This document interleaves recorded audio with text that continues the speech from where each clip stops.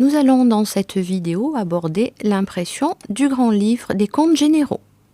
Nous allons aller sur État, grand livre des comptes, et là encore nous allons pouvoir filtrer. Alors, première chose, quel type de grand livre voulons-nous, Est-ce que c'est un complet? Est-ce que c'est un grand livre client, fournisseur? Donc là, on va lui demander un grand livre complet. Date d'écriture, nous allons à nouveau filtrer sur les dates que nous avons utilisées. Nous pouvons également filtrer sur une fourchette de compte et puis sur un ou des journaux ou une fourchette de journaux spécifiques. Et nous avons également, vous en avez l'habitude maintenant, plusieurs types d'états et notamment base ou développé. Donc nous allons d'abord voir ce que donne un grand livre type base. Nous avons, vous voyez, en bas, plusieurs options qui peuvent être intéressantes.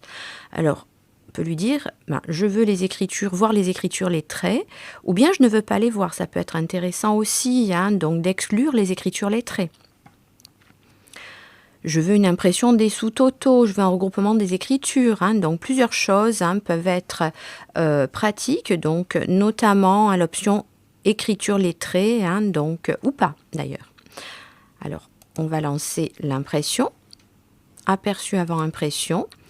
Voilà, et voilà ce que donne donc la balance de type base. Donc, le grand livre de type base, donc nous voyons que nous avons chacun des comptes utilisés par l'entreprise, nous avons les mouvements et puis les soldes progressifs. Alors ça peut être très pratique là, lors de la révision des comptes, c'est généralement le grand livre que l'on utilise pour détecter une incohérence, une erreur de saisie. Voilà, donc nous avons vraiment le détail des fournisseurs, des écritures sur fournisseurs, le détail des écritures clients. Voilà, donc pour un grand livre de type base. Nous allons maintenant voir ce que donne l'impression du grand livre développé.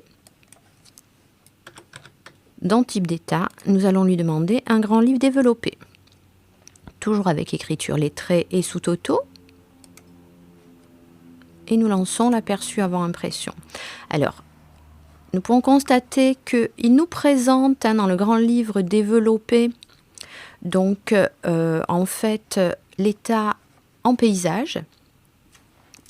Nous avons ici le code journal, le numéro de pièce, et les numéros de facture, échéance, lettrage, voilà. Nous pouvons voir les lettres utilisant lettrage, notamment pour les tiers.